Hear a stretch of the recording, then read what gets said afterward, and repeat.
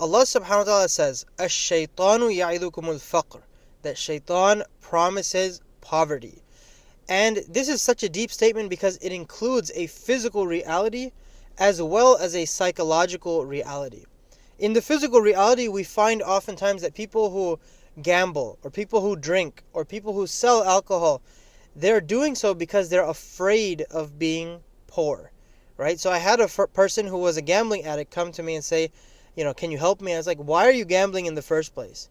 He said, because I don't want to be poor forever, right? And the alcohol, same thing. I want to be part of the high social circles so that I can escape poverty.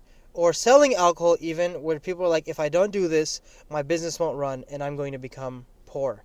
But the reality is that Allah promises that the rizq is guaranteed. Provisions will come regardless of our choices.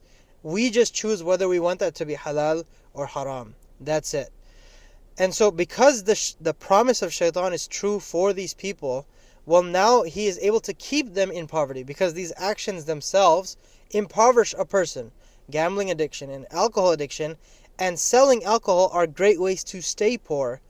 Because, and with selling alcohol, you might be wondering how that is. It's because the blessings are removed. And so even though money might be coming in, it doesn't stay. And so this is the physical component of this. But what about the psychological component that I mentioned earlier? The psychological component is that there is such a thing known as an impoverished mindset. And what that is that a person is surrounded by good and surrounded by blessings and he is unable to see it. And that is what shaitan wants us to be at. Because Allah subhanahu wa ta'ala says, I am to my servant as he expects of me.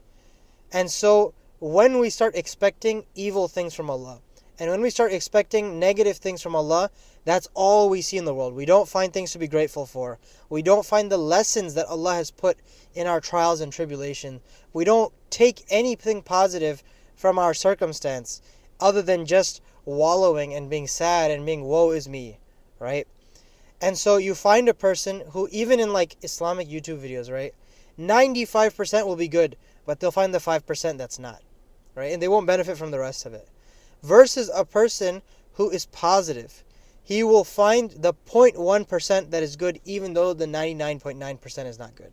He will always benefit from something. And this is why Allah subhanahu wa ta'ala says, فَذَكِّرْ فَإِنَّ الذِّكْرَ تَنْفَعُ الْمُؤْمِنِينَ. Believers benefit from reminders. No matter how they are, no matter what they are, that is how they are. So may Allah make us amongst those who benefit from our surroundings and are not negative.